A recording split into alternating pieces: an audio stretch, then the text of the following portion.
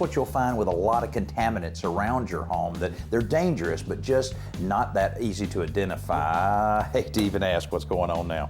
Danny, don't you realize you could be in imminent danger right now? Radon gas is shooting out from the granite.